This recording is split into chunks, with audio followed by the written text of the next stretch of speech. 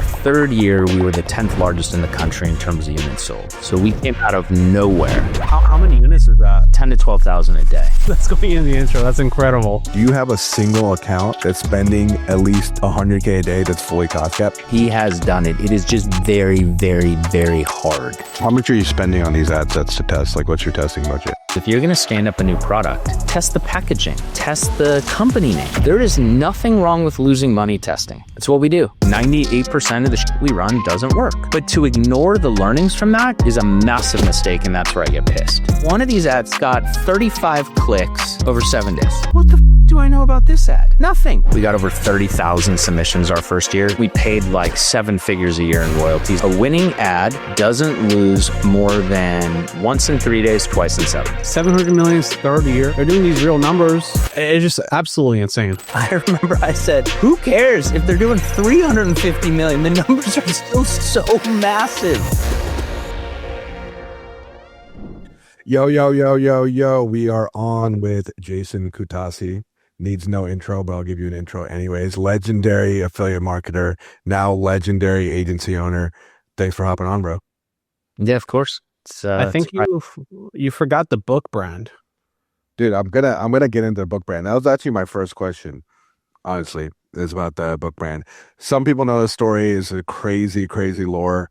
You got into kids' books, you got into publishing, you exited to Scholastic. Honestly, an insane story, and this is coming from a guy that started on meta ads and somehow ended up in books. So give us a lowdown on that. Oh man. So first, million people ask me, they're like, I have an idea for a kid's book. Like, should I go into this business? And I'm like, I'll give you all the keys to the kingdom. I will tell you everything I have, all the vendors, all the highs, all the lows, but let me just shortcut you. Do not start a kid's book business. And we'll get to some of the problems with that business and just like a lot of the lessons that I learned. Basically the way that we got into this business is, we historically ran a lot of health and beauty and a lot of lead gen too. So, even today as an agency, we run stuff that has, pain point. I need problem solution. So nothing aspirational. So I don't do clothes, watches, jewelry, cars, like that. And we were getting a ton of meta flags, like all the time. Accounts were going down nonstop. And so we set up a dinner with the head of policy for Meta. And so we fly out, we have dinner with him. And, the very short version of the story is like, look, Meta cares about engagement. We want happy things. We want puppy dogs, rainbows, hula hoops, like hearts, whatever. And I understand what you're doing and I understand it makes money, but, by pushing on the bruise and leading with a lot of pain, it's, problem solution, find the bruise and then just push on it. And at the end of the day, if that alienates customers from using our platform, then you don't have anybody to market to. And it was obviously a longer conversation over dinner, and me and my right hand at the time, we exit the dinner. We go to the bar across the street after we were like back at Meta's offices, right? So like say goodnight, whatever, and we go back to this bar across the street, and I'm like head in hand. I'm like, dude, like, what are we going to do? Because the bans were so bad. It was very different than it is now. Like, I feel like anything can run now, which is wild to me. Meta policy is like out the door. So hold on. What do you mean by that? Because you think it would be even less strict at the beginning or back then? You would. So you have like 2010 when guys are starting on Meta. It was Wild West. You could run whatever you wanted to run, right? Like all of it was just new. And then as it just sort of grew, policy got tighter and tighter, and Meta got more and more scrutiny, Facebook, right? More and more scrutiny. And so you would just get these auto bans. And then one of the other problems was the way we ran was like very horizontal. That was a strategy I wish it still worked today, but I think on one of our biggest days, we ran 250 ad accounts on one offer. And we Wow. were just taking campaigns, creating post IDs and moving horizontal. And so literally me and my right hand, John, at this point, because we were still a super small team, literally we would open it up, we split the accounts, and you're just running shift tab. You're like shift tab, just going through all of them. And we would do hard clips at 9 Pacific, noon Eastern. Wow. It's just sort of, that's like when VSL traffic just does the best. And that's not all we were doing, but just traffic in general does the best in the mornings. One of the more interesting stories you told me was about your Yahoo advertising days. Yeah. Yeah. I was like, I was blown away by that. Yeah, that's a crazy story too. So, and I'll jump back into the book business. This is like just one of my favorite stories about marketing and just sort of my journey. So I appreciate you popping that up. So I started on Yahoo. So that's where I started running 10-cent desktop clicks on Yahoo. And I had figured out this solo dude had figured out a process for Yahoo. And at the end of the day, I believe at that point, I was probably, I think I was the best Yahoo media buyer, full stop. And, Yahoo would send us clients, and my friends with agencies who were all on Facebook would send us client, like, can you handle the Yahoo side? And I wasn't even doing Facebook. Yahoo is where I started. And which also is why we're such a copy forward, agency or just framework. It's just copy. So it was like 10 headlines, 10 images, 3 advertorials a day. And so you're just writing. And there's no AI, right? So a lot of the kids, maybe not today, but tomorrow are going to be like, all the up and coming affiliates, like, you had to like literally sit down and write this. I'm like, yeah, we did. We had to build the web page. Anyway, so we were running this, at this point, we'd hired a couple guys, and one of the guys got this ad up, and it was a rocks glass on a black background with some whiskey in it. And the headline was how diabetics are having more sex. And that was getting to the #1 spot on Yahoo. It was literally, you go to yahoo.com, and that was the first placement. So like all these moms would just see the first placement, which was yours. And over what period of time? Was this a few months? No. So I'll go through. This is a 3-day story, by the way. So This ad goes up, and it is crushing. We see this spike in traffic. Budgets are burning. We're putting more stuff in. I was like, we never ran ED as a vertical, mostly because erectile dysfunction is one of those like verticals that just gets flagged. So like, this is the only time we've ever run it.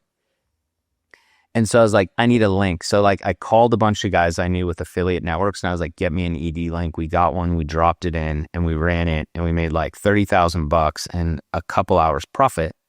And then the ad went down. Now, what we realized about the Yahoo Gemini algorithm at the time is they would pick an ad, and it was a very immature algo. So if you have 10 ads, like your ad just dies over like 3 days. It's kind of the way that like TikTok and Instagram are. So like you just don't stay at the top forever. Like it burns out really quick. And what we would also do is we would bulk upload and bank campaigns. So when we would make a campaign, we would make 3 of them, because when that ad died, I would literally just turn it off and I would turn the next one on. What year was this? 2016, something like that. And so anyway, so that ad goes down. I made like 30 grand. I was like, all right, let's go again tomorrow morning. So we do. And so the first day was a Thursday, second day was a Friday. Ad goes up. We make like another 30 or 50 grand. I can't remember. The numbers were massive. We knew it would go down really quick, and then it goes down. Saturday rolls around. We do it again, right? Because we had a bank of 3. Ad takes off, whatever. And I'm sitting at the computer working. I was just this workaholic, and my phone rings. And it says Yahoo. And I'm like, all right, like whatever. I generally don't answer phone calls when I don't know somebody, but I answered this one. And so I was like, hey, this is Jason. And I can't remember the guy's name. It was like Mike or something like that. I don't remember. And he goes, hey, Jason, this is Mike calling from Yahoo. And I was like, hey, Mike, thanks for calling. We already have a rep. We spend a lot with you guys. And no, that's not why I'm calling. And I was like, oh, he goes, yeah, so let me tell you how my morning went. So I woke up this morning with a phone call from Marissa Mayer, who was the CEO at the time. And she goes, what is this Viagra diabetic ad doing at the top of Yahoo for 3 days in a row? And he didn't know about it. And he's like, oh, well, whatever. I didn't know about it. And she goes, do you know who Jason is? And he goes, no. She goes, you don't know who Jason is? And he goes, no. And she goes, he's been our largest advertiser on platform for 2 years in a row, and you don't know who this guy is? Get him on the phone now and get this to stop. And I was like, oh, well, let me walk you through what happened, how it works, how we I knew more about their algo than he did. And so I started explaining, and he's like, look, man, at the end of the day, I don't really care. I just know that you can't run Viagra at the top of our homepage anymore. And I was like, okay. And then I hung up, and it's become one of my favorite stories. He was so mad. He was so mad. He must have gotten his ass just beat that morning by her. But anyway, so then back to the book. We go to the bar, and so he was talking about all this rainbows and hula hoops and all these happy things. So John and I are sitting there, and we're like, what is the happiest thing we have? Kids books. Let's make a kids book. So we did. So we made this kids book. It was called From A to Z, A Life of Glee. Side note, I got 2 young kids. I read it for the first time in years to my daughter, who was 8 months old at the time, to her. And the book kind of sucks. It's an okay book. It's an alphabet book. Everybody's got a different name and whatever. So we took this book, we put it up on Meta on Facebook, and I had bought, I think it was about 4,500 copies, and we sold through all the inventory in 11 days. And with allocated overhead, we lost $7,000 for me. I was like, we just broke even. Let's double down on this thing. So on the timeline, 2015, you're at Yahoo doing offers. And then the book came when? 2017. We launched in November of 2017. At this point, we'd already jumped onto Facebook. So, we had started learning Facebook because Yahoo only has so much traffic. So the audience is only so big, and frankly, it's shrinking, right? People aren't getting yahoo.com emails. They're just not going there. It's great for older demos, but anyway. So we had already learned and figured out, Facebook, and we're doing some serious numbers on Facebook at the time. And so we had this book, and I was like, well, what do we do from here? And so one of the things that's fascinating about the book business is I was like, oh, well, let's just build this API through a distributor where we can drop ship third-party books. And at that point, I could sell a book from Oprah, Dr. Seuss, Clive Cussler, pick a vertical, you could drop ship all of it. This is crazy about books. The average margin for books is 40 points. And you're like, 40 points. That's pretty nice, actually, right? On a distributor. I like 40 points in most businesses, unless that book is $10. So I make $4. And so to sell a bundle of books or to email it, you just don't make any money. Anyway, so it's on a margin percentage, it's great business, but on absolute metrics, it's terrible. It's like the opposite of supplements and jewelry, right? Or the guys from True Classic or something like that, right? You just have a big, it's really hard to push the receipt out. You still scaled, and ultimately you found this dropship tactic to fund all that fast growth as well. No, kind of. So I'll tell you what we did and then where we ended up. And so this was one of the big lessons in terms of testing and sort of what really separated us and set us apart from the other publishers. So first, that we realized that model didn't work to drop ship these other books. There's no margin. So I know that people buy systems. So we made a workbook, first grade reading and writing system. And it was the quality of the content was excellent. AOVs had moved up to $120 or something like that. But the problem we realized was that by introducing education at a first grade reading level, you just introduce consideration into a vertical that just doesn't need consideration. if I suggest a book to you guys around whatever, and you're into that thing, a business book, I was like, oh, there's this business book by John Smith called XYZ. You should buy it. You probably just go there. It's $10. You're like, I'm going to buy it. If I read it, I read it. I don't, I don't. There's no consideration around efficacy. Well, you have that in workbooks now. And not only that, but a lot of our traffic was grandma traffic. So that's a big misconception. People are like, you sold the moms. I was like, I didn't sell the moms. I sold the grandmas. And the reason you sell the grandmas is they have more time, more money, and multiple grandkids. And so that was obvious in hindsight. It just kind of wasn't strategy, but like grandmas just spend more time on Meta. And so anyway, like if you have a first grade reader, Timmy, so Timmy's a first grade reader, but like maybe is Timmy actually a second grade reader? Or is Timmy a little dumb and Timmy's behind? Well, the grandma doesn't know, and so on and so forth. So you just introduced consideration into a product line or a vertical that is just a click buy that doesn't have it. So what we ended up doing was we started making more books. And the next series that we went into was Christian books. And the reason is we know the conservative Republican audience buys feverishly. If you've ever seen Fox News, yeah. By the way, like we have an agency that works with a lot of conservative media businesses as their post-production. And I think they're like by far the easiest and most profitable media businesses to start in the market. It's amazing. Like you never see that kind of behavior on the other side.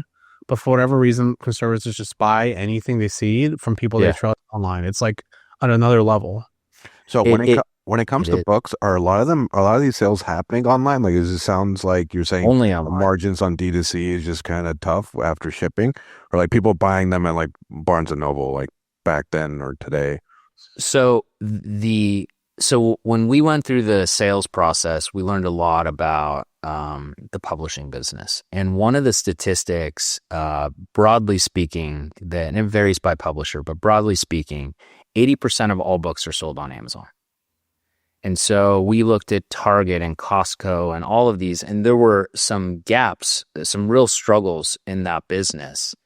One, we wouldn't put the price on the books. They're like, we're not going to take a book without a price. I was like, well, I price test.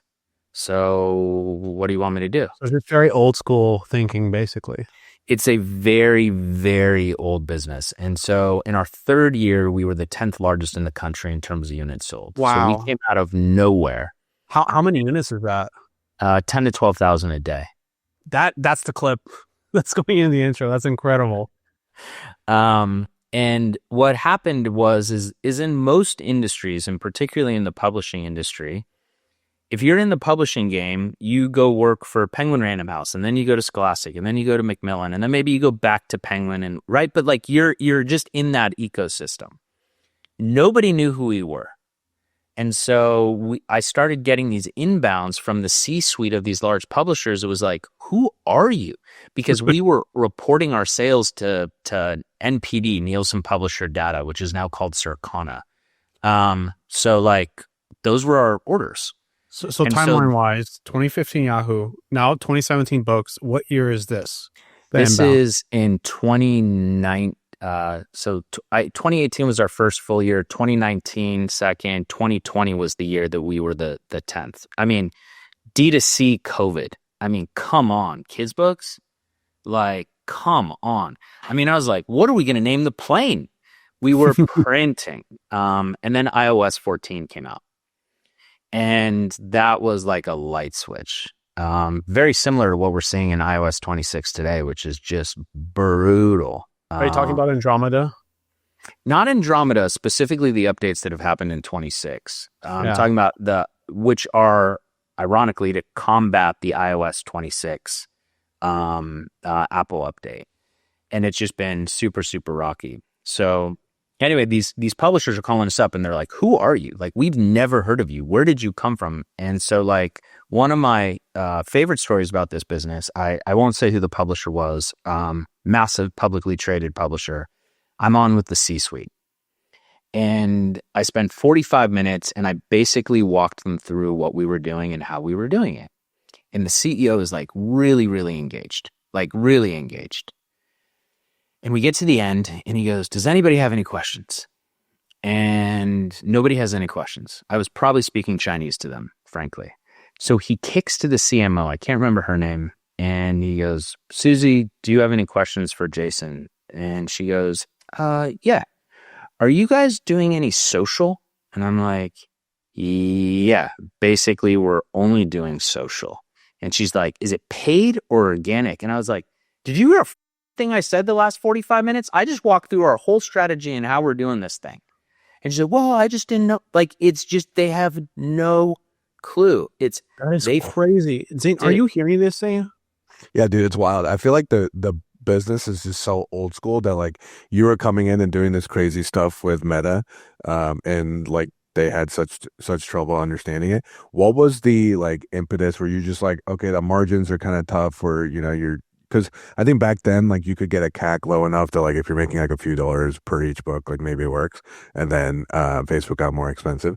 Was there a point where you were like, okay, I'm ready to exit this business, and that's what led you to have a conversation with Scholastic? This was in April or May. I think it was May of 2025. In my adult life, I've cried 4 times. And in May, I couldn't take the pressure anymore. My wife said something to me and I broke down in tears and laid on the floor. And we were dating at the time and I was like, get the fuck out of my house. Like she didn't take a shot at me, but she like took an indirect, like this business is so hard. I don't ever see it scaling. And I had put blood, sweat, and tears and years into this thing. And I was like, I'm done. Like I'm finished. So, and there's obviously more to the journey and other things that we did. And I went down the list of the top 10 publishers and I was like, make me an offer for more than $1. And they're like, $1? I was like, don't offer me $1. But this business is getting sold. And, and in hindsight, I think this is a lesson for a lot of people that are listening. In hindsight, I should have gotten out of that business earlier. It was too hard. And I came from this mindset that just give me hard and I will fix it and I'm never going to give up. At my low point when we were trying to scale and get it going, so we were profitable at the front, but then we hit some and like we were trying to figure stuff out. I was 1.26 million in the hole. And we had shut down the agency, basically rolled it into I burned the ships. So the agency wasn't throwing off cash. I'd moved everybody over. And my dad's like, you get rid of this. This doesn't make any money. My dad's a serial entrepreneur too. And I was like, I'll burn this thing into the ground before I give up. I think like normal, like for those listening, founders might understand this or they haven't encountered this moment yet of extreme stress. Of just extreme stress. Was it your family, your girlfriend, your dad that kind of made you wake up to it? Or was it like, did you know you also had to get out of it? Would you have known if it wasn't for them? Yeah. So that's a great question. I haven't had that one before. The answer is maybe, but probably not. I probably would have kept going. And I think what my now wife did was she held up a mirror. And I just think that like there are these people that's like, don't be a bitch, like don't give up, keep going. But sometimes you have to make a decision that is the right decision. I mean, if I look at what we're doing today on the agency side, how profitable we are now, doing things that we love without the amount of pressure and still doing excellent work for our clients compared to the stress of the book business, it is night and day. And I think that it's important that sometimes if you have a business, you have to figure out where the line in the sand is, because there is a line in the sand. Because I don't know. Look, at that point, I wasn't married. I didn't have kids. There's no mortgage. There's no toys or private schools or whatever, right? And so I could commit that type of cash and time. But I knew for a long time it was a bad business. And so the takeaways that I learned is when you go into a business, don't pick a product that has a fixed perceived value. I cannot charge $100 for a book. It's impossible. So signed by Oprah, maybe, right? Like, but you can't do that. The other one is it's inherently a gifting product. And so one of the arguments that I would have with my buddies' wives when I would bring up this example. I was like, would you do anything for your kids? They're like, anything. I was like, anything. They're like, anything. I'm like, okay, cool. So your kid's in the street about to get hit by a bus. You would run in the street, push the kid out of the way, get hit by the bus, you die. They're like, yep. I was like, cool. Would you buy your kid a $300 pair of jeans? Well, no. Why? They're the best. Well, these are designer. Kids don't need it. All right, fine. What about like suntan lotion? Like an expensive, my mom used to buy suntan lotion from like Barney's or Neiman's or some shit. It's not even waterproof, and I'm just with the spray on, and it's like, are you going to buy that for your kids? No, they don't need that. Well, if you're doing a skincare routine because you don't want to get wrinkles, do you start putting it on your child at 10 so they don't have wrinkles when they're 30? Well, no. And so like there's this dichotomy around this, would you really do anything and what's the gifting? And so if you took your kids to the bookstore on Wednesday after school and you bought them a bunch of books, you bought them 5 books, 100 books, doesn't really matter. And you bought yourself some books. And Saturday you go back to the mall and you walk past that bookstore on the way to the movies. And your kid goes, Dad, I want that book I see in the window. You're like, no, I just bought you 5 books yesterday. But if you see a book in the window that just came out that you want, and you also got some books on Wednesday, you walk in and you buy them. Yeah, and so it's so interesting, like the spending habits. Like it makes sense now why you're saying like grandmas and grandparents on Facebook, because grandparents are the type to really like spoil their grandkids, right? Like parents will be like, no, they don't need that. We just bought them a toy last week. I think you mentioned to me before, it's like they're usually making these purchases like Christmas or something, like Christmas, birthday, they're going to buy their kid a book. But otherwise they're like, no, like I already spent enough money on this kid. And then the grandparents are the ones like every time they come to visit, like they're going to come with gifts. So that makes a lot of sense. I also really like your point on you can't really brand books as luxury, right? Like a lot of these brands are killing it. Like look at like Ridge Wallet, they can sell you like a wallet for like $100. Maybe they're making it for like 10, 20. I don't know what their margins are, but they're probably pretty strong margins, like 70-80% margins. To your point, like I can't go, even if I write a really good book, right? I can't sell the book for like $60. Like you're saying, like there's just like a cap almost. So that's really interesting because like as meta gets more expensive, where a lot of these like luxury brands or these like really high LTV brands, or you got brands like Groons, where they're like, you're going to come back and you're going to buy and buy, they can make meta work now because it's getting more expensive. For books, unless it's like a series and you're like putting out, which I think maybe you have done too, where you're like, you're putting out a new book like every 3 months and you're getting the LTV that way. It just seems really challenging from what you're saying. We released a book a week, a new book a week. So like constantly new, and it went through a whole process and whatever. And did you have a giant product team? Like how are you doing that? So here's what we did. And I think this speaks to anybody that's listening that has a D2C business. I bet most of you aren't doing this and you guys are dumb. Let me fix this for you. So what we would do is, this is where we ended up, not where we started. So we moved into publishing, by the way. That's how we grew, and we paid a royalty to the author so that we could get more content. We ran a lead gen funnel on it. We got over 30,000 submissions our first year. There is some garbage out there, by the way. But what we ended up doing was we would take, and then we paid like 7 figures a year in royalties. Like the numbers were really big. And I was like, we're doing all this work. We would take a book, we would do the cover testing. So a cover has 3 pieces that matter: the image, the title, and the subtitle, which is the why. And so we would do this, and we built a process for it, and so on and so forth. And then I was like, you know what? Like we can just basically stand up our own books now and recapture that margin. That's a lot of margin. And then we own the IP, and it just, the transitions easier and whatever. So we would come up with an idea. We would do multivariant cover testing on that. And we knew where we had to be. We knew that a book had to be under $3 a lead. We literally just ran Facebook. You were basically like thumbnail testing, like static image testing. Like Bingo. You think about it, like the covers are basically that, right? Bingo. And so if a book hit, we would make 2 more books. And so we'd have a 3-book series. And then we would have it written and illustrated. And then to rip a page out of the supplement, guys, we would attach a domain expert as the ghostwriter to that book. Smart. And it was just supplement 101. Skin cream, doctor, a tap, like whatever.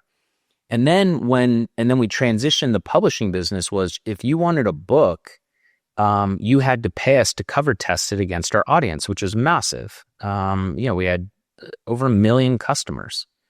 And this is kind of funny. They're like, so you want me to pay like $500 to cover test this book? And I was like, yeah, like it costs us $300 a media. We make $200. Doesn't move the needle at all. Maybe it buys an office lunch. probably doesn't even cover that. And they're like, well, what if the book doesn't hit? And so I'm like, well, that's the best part for you. Because if the book doesn't hit, then you retain all the IP and the rights in the book. If we don't cover tests, because we had this, there were books that were that we liked. We didn't test them first. We, tried to get them going.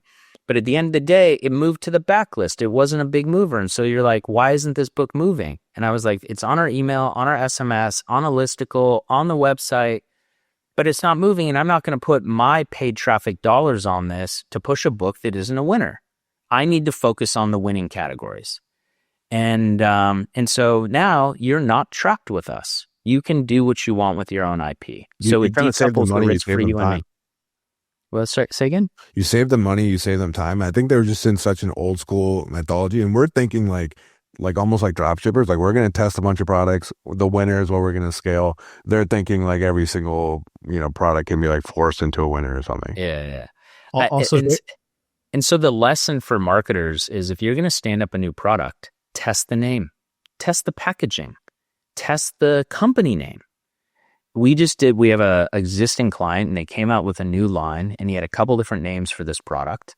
And I was like, did you test them? He's like, I really like this one. I was like, okay, cool. Well, we're just going to take our book cover testing process, and we do the same thing for your product images and names. And it's very simple. Facebook ad, new product coming soon, sign up to get notified and get 20% off. It's literally it. And, but it's templated standard, right? So like, you change the image, you change the headline was the name of the product, and that was it. And the ad text was the same.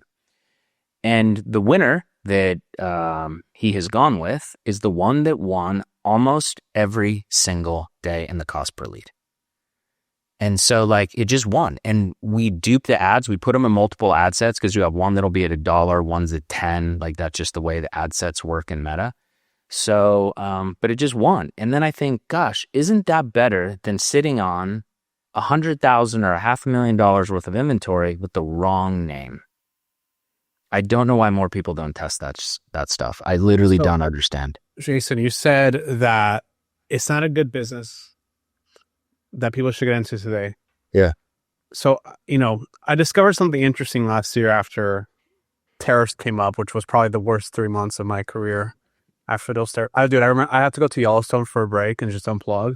Yeah. And I was like throwing up from stress. But been there. I discovered a lot about tariffs, and one of the things I learned about tariffs is like books, like media is not tariffed. It's exempt. So I know brands like tails.com where they will sell like a card deck or an activity book or whatever, and they can actually still remain like a glimpse of like pre-tariff margin. Mm-hmm. And it's like a very big unfair advantage. Do you still think it's an industry despite all that? It's interesting. So I'm friends with him. I saw him at an event in Austin, and he ran me through his numbers. And I think a lot of what he's achieved is incredible, actually. It's a great product, and he's a good marketer, and he's a good dude. I really, really like him. Can't speak highly enough about him. But what was interesting is that, like, in hindsight, I think one of the things that I take a look at too is we didn't lean into TikTok. We tried, but I think TikTok was too early when we took a swing at it. At that point, when did you take a swing at it? What year was that? 22, maybe 21. We took a swing at TikTok in 21. You had to wait till TikTok Shop came out, man. Those Tails guys crush it on TikTok Shop. I know, and so like we would get. So it was all CPM. Right? It was like, I think that I should be like $1,000 to like make some content, and totally like random and whatever. And so, I think if I went into advertising today, I would cut my teeth on TikTok, not on Meta. So hold on, Zane, those guys on Tails, they do a lot of volume on TikTok Shop? Yeah, they do crazy numbers on TikTok Shop. I think they started very early as well. So I want to say like they have hundreds of thousands of units sold or something. A lot of it is the card game. So kind of what you're talking about, like all those card game guys got to use that kind of media exception. So like when tariffs hit, they were chilling. The tough part of that business is it's very seasonal as well. But like if you ever seen those videos, they get millions of views where it's like you're going up to your parent or something and you're asking them a question about their life and then you're reading off the card and getting more of their stories. So it's a very high emotional appeal, has a really good hook. It seems super organic. It doesn't seem like you're pushing the product. So very good for TikTok Shop. But yeah, those businesses crushing in Q4 it's just about that inventory management and that cash flow management. It feels like every 6 months there's like a business that makes the waves that just breaks me. Like it just destroys me because like they're doing something that's like, oh, of course that's working. Like last year it was Grunes, you know, like Grunes was Q1, Q2. This year too. I guess this year too, but like it's like of course like Meta, the arbitrage is gone, but if you can break even and you can focus on LTV to CAC, of course you went on Meta, right? And that's why you're seeing so many people, like a bunch of people are launching Grunes copycats left and right because like it just works. I mean, single SKU subscription, like that's the thing. Hyper optimized inventory too. Like it's a single SKU, you can predict it, it's clean. But then like there's brands like Comfort, which is like for me that's this year. Wild. And I'm just like, what? Like that's even crazier than Grunes. Like 700 million is third year, and like they're doing these real numbers. You know, it's just absolutely insane. It is one of my favorite stories that I told several people after we were at that conference. And I remember we're standing at the crosswalk and one of you guys, I can't remember who it was, but one of them was like, I don't know if they're really doing 700 million. The other guy's like, I heard that they are. And I remember I said, who cares if they're doing 350 million? The numbers are still so massive. It's wild what he's just one of those stories you hear about it and you're like, is that real? That's the most incredible story I've ever heard. It's really the growth rate. The growth rate has been like 10x or something. Like it'd be different if like this brand has been around for like 50 years or going by like maybe like 2xing every year. Yeah. Not even so much like the dollar amount, just how fast they've grown without I think they have like a PE something investor, but it's just like it's not like they're raising tons of money that we can see publicly. It's not like the products are like super expensive, super high margin, like it's super reasonably priced type stuff. So it's and I think if you're in that target demo, you can probably understand it a lot better. If you're like kind of the Gen Z millennial market that they're serving. For us, like we're almost like unks, like we're seeing this and we're like, who's buying this? But we're not the target demo. Don't do that. All right, just me then. Don't call Jason an unk. I mean, maybe I'm 48 years old, but I was talking to my wife about it. I was like, do you know this brand Comfort? So I'd heard of them, like they're in my ethos, but I didn't know what they were achieving. And she's like, oh yeah, they just came out with a pajama line. I'm like, how the hell do you know about that? Well, my wife's in her 30s, right? And so like she's on TikTok. I'm never on TikTok. I haven't opened up TikTok in forever. And it's just a very different demo. It's just crazy because I think Skims does like $1 billion a year in revenue. Yeah.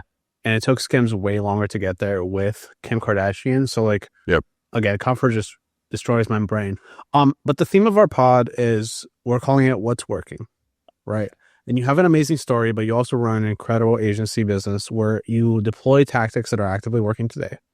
Yeah. And I think Zane and I would love to kind of dig into that and figure out what's working today for brands and entrepreneurs, etc.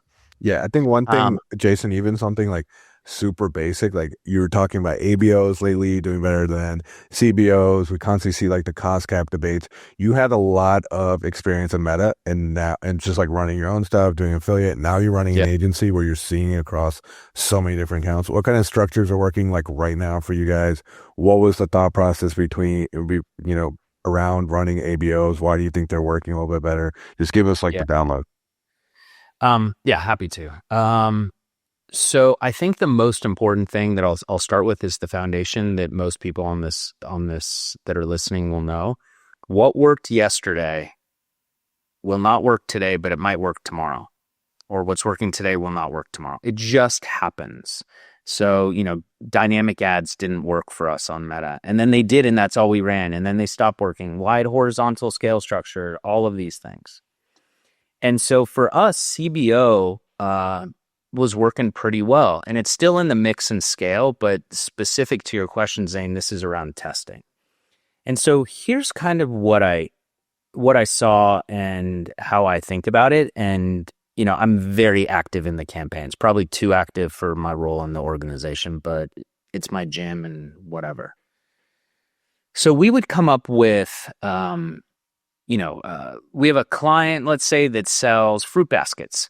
And so how are you going to launch a fruit basket client? Well, we're going to put in 10 or 12 avatar test, and I'm going to go apples, bananas, oranges, etc. You run down the list, you run them all, and you just kind of see what works to a very vanilla, broad landing page.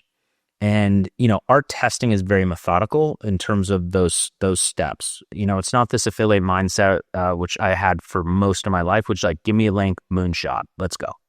Which is super fun, by the way. I'm not knocking it at all. Most of my friends are reformed affiliates, or probably still are. And so that was working. That was working really great. And hold on, you just said reformed affiliate. Yeah. What are you? Would you say like you shouldn't start as an affiliate marketer today at all? 100% start that way. Start that way. 100%. Because if you think about what's the most important role in any business? Marketing. So, sales guy, sales and marketing. That's it. Who's the highest paid guy in any business? The marketer. And so like a great sales guy can sell a product. A bad sales guy cannot sell an amazing product. And so when you think about like the best marketers I know they all came up as affiliates. And why is that? They didn't have to focus on anything else other than driving traffic. And the reps and the cycles are so, so high. Who's leading the charge in AI? Affiliates. I know guys with brands who are doing crazy stuff. But the affiliates don't eat unless they figure this out, right? I also think that affiliates, depending on the vertical you go into, like will run more aggressive. And when you hit, you make more margin than an agency. Like when we flipped to agency, we ran affiliate at Postbook Business for a minute. And then I was like, let's just go into agency. I want smoother cash flow. I don't want the ups and downs. And a lot of my boys were like, dude, you can't make as much money. And I was like, I know, but I don't lose. I wake up in the morning, and if we have a bad day, it still stresses me out. I am not the guy to just spend. Like, I don't like that at all. I also think agencies are just underrated. Like, I think, especially with AI, like an agency business is a new SaaS. Like, we're just not seeing the capital catch up to that fact yet. But like, SaaS is dead. I can go program a web app in like a day, and I have. Yep. But like a services business with specialized knowledge that can optimize its costs and deliverables and get better and better and better with its verticalized knowledge, that's the new SaaS. For sure. I mean, I look at copywriting, and so anybody can write some copy to sell a thing. But I was like, what we know from the past and the reps that we have and the breadth of client mix that we have, we're just going to learn faster than you. So our prompts, our markdown files are better than yours, right? Because you just have shared learning. Like you just have multiple people hitting it. Creating the video ain't that big a deal. Neither's writing the copy, but like it's that additional 5% of knowledge that just, creates that lift. What's that line? You're one split test away from doubling your revenue. Yeah, I think all of us have agency businesses, so we all understand this. Like for us, it's like an example is in post-production. Like knowing how to edit a video with taste, that's really, really good. Everyone notices when a video is edited well. Everyone will ignore a video that's not edited well, basically. Mm-hmm. Right. And AI can't edit videos very well because the file sizes are like, this pod is going to be like 100 gigs or something. Yeah, I think what you said was true, Isaac, is like this SaaS is really getting cooked right now. Like so many guys are vibe coding. Like there's just not a whole lot of edge to be had. And I just feel like it's so hard to like price on like spend or something crazy on like a tool that like they can in-house build really quickly. There's obviously pros and cons. Like for affiliate, like you were saying, Kutasi, you can make a lot more money in like one day. Like you can hit one day records of like making 20, 30 grand. But then like the next day you could be losing money. Six figures a day. Like it's wild. We had those days. Like it's wild. Yeah. Agency's a lot more smoothed out. Like you're not going to be making like 100 grand in a day, but you're like in the course of a month, you're less likely to lose money, right? You kind of have the downside protection. You don't have as much upside, maybe, depending on if you're in rep share or not, as being an affiliate. But yeah, I think that's super interesting. You got people like Holiday talking about like Sean's like software enabled agencies. I think he has something there where it's like, hey, you're gonna have tools that agencies are gonna build. They're gonna really have that specialized knowledge where they know how to, make 100 AI videos, but they're actually good. Versus the brand is like, yeah, they have the tools to make 100 AI videos every day, but like they don't have the specialized knowledge to like Well, make sure that that's actually quality. I'm just seeing such an interesting mix of businesses. Like I've talked to a staffing company where they're thinking of building like specialized open claw for like account for their partners that they have like a lot of dentist offices for some reason. Yeah. They staff VAs and it's like, well, we can automate appointments and like everything with like a little AI, right? So like we're seeing a lot of that. I'm also talking to brands that are like trying to create their own proprietary and that lives in their Slack, and like there's agencies helping them with that. So like I don't know, man. Jason, are you seeing anything interesting? Yeah, I think one of the things that I think about a lot is the world that you live in is an echo chamber. So I'm living in a world of cracked AI marketers.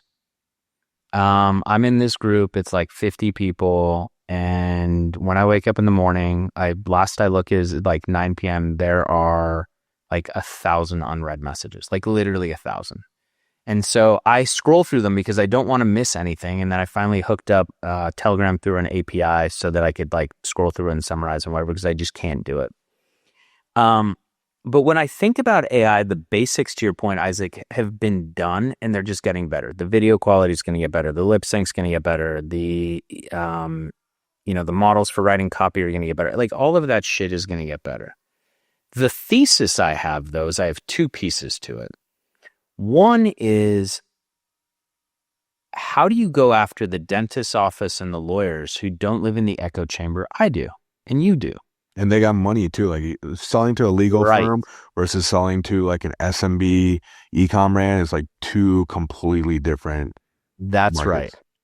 Right. E-com is very, very broke. I think we all... Yeah, it is. Yes. And I think the other thing that I think about a lot, like a lot, is around the data side of things. And so how do you basically, if I can make 1,000 ads a day or more, how do I become efficient with those budgets? And how do I look at statistical modeling to be efficient with budget? That is my big focus. And I think that's the moat that we're going to build around our agency. And where I'm not going to give it to anybody else. I'm not going to turn into SaaS. Like, this is our thing. Because there's only two pieces. Isaac hit one, which was specialized knowledge. So, I have more historical knowledge than a lot of people. And we have a portfolio that allows us to test a lot all the time and take the winners, sort of cross client. And the last one is really just sort of on the data side of things. And so if we go back to the original question around like what's working now, there's a great segue back to it, was we had these CBOs because we throw up all these ads, right? And you let Facebook figure stuff out. And then, and maybe you're running cost controls, maybe you're running big caps, cost caps, TROAS, whatever else. And I'm only talking about testing here. I think there's a couple things that I noticed, and it was a nice refresh. But I looked at these CBOs, and so you have 10 ad sets, and one of these ad sets, this is a true story, got 35 clicks over 7 days. What do I know about this ad? Nothing. I know nothing. And then you think, does Meta go, I know more, so I'm going to put all my traffic over here? Well, let me tell you what Meta cares about. Meta cares about two things. They care about engagement. The more engagement on platform, the more ad inventory, the more ad space they have to sell, and they care about eCPM. Raise your hand if you care about either of those two. We don't. I don't care. And if you took like a sexy woman and you put her on a Ferrari holding a bag of cash, I don't care what you're selling, that shit's going to click. Are those bid caps going to catch that? No, they're not. And so now we switch back to ad set budgets. And the guys are like, what are we going to do if we have 10 of them? And I was like, well, what you have that AI doesn't is you have to be more discerning in the quality of the output that you make, right? And so like to Isaac's point around the editing on the back, you're like, I'm just telling you I don't like the quality of this. And so even though you made 10 of these and we can spray and pray, that's not what we're going to do. We're going to go edit 3 of them and we're going to take bigger bets. And in line with that, we're going to run ad set budgets and we're going to run them for 3 days, maybe 2. And we focus on the initiate checkout metric. We do not focus on the purchase metric. And here's what I can tell you. A winning ad doesn't lose more than once in 3 days, twice in 7. And so if you have 5 ad sets and after 2 days, you're over the initiate checkout target, whatever threshold you've set. Let's assume you have a $100 CPA target. You're looking for $33, 3-to-1 ratio. And how much are you spending on these ad sets to test? Like, what's your testing budget? I need 4 initiate checkout budget a day. So if I'm looking for $30, I'm at like 120. And we day part, particularly when we're testing, because the morning does the best. And most of our stuff is off by 1 o'clock Eastern. Guys are like, oh, you can run all day. I was like, yeah, but this is the best part of the day. And then it dips and then you get a little bit of a rise in the evening. But if you're not fire in the morning, that dip is very painful and you won't make it back. And so it's just be more aggressive with your clips and don't fall in love with your ads. And so that's what we're doing now. And the other thing is that I also found was when you have too many ads, so you have like all these ads and all these ad sets, there is nothing wrong with losing money testing. It's what we do. 98% of the we run doesn't work or doesn't have the desired outcome. But to ignore the learnings from that is a massive mistake, and that's where I get pissed. So like I had a guy used to work for me a while back, and he goes, he was running like 30 campaigns, and I was like, dude, how are you running 30 campaigns? He's like, super easy. I get there like 9 o'clock in the morning Pacific, and I was like, out of budget, and or out of target, and I was like, clip. I was like, hey, I got that. It takes like 5 minutes. How are you analyzing 30 campaigns with 300 ad sets and what is another 100? I don't know, thousands of ads. Well, dude, I'm not doing that. I was like, right. That's the difference between special ops and spray and pray. And we are not a spray and pray person. So anyway, that was the big move to ad set budgets so that I actually can force the data. And then you got guys, what about min spend? Min spend doesn't dictate when that spend comes through. And if your min spend is high enough to get that, well, then just run ad set budgets. And then just literally control it. And so, and you're looking for those winners. And now related to cost controls and stuff, we had a big trend in our agency recently where like everything was cost controls.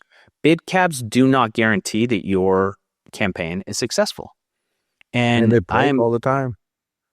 What's up? They break all the time. Like sometimes you have the bid cap set, it overspends. You're trying to get a refund from Meta. Yeah, so you have some of that, but it doesn't always hit the target. And so like, Andrei Lunev, who's a friend of mine, it's his birthday today. So I shot him a message who speaks about bid caps and whatever, but it is not a guarantee. And you still have to prune those losers. Because you can inadvertently screw with the algorithm by sending stuff that has like a shit ton of engagement. And I will say this, it's very, Jordan Menard coined this thing, which I had never heard before. And I thought about it, but like, what's up? He's a boss. Shout out Jordan. Natural CAC. The natural CAC. And so what I told my team last week is I'm like, a good ad doesn't need cost controls. Yeah.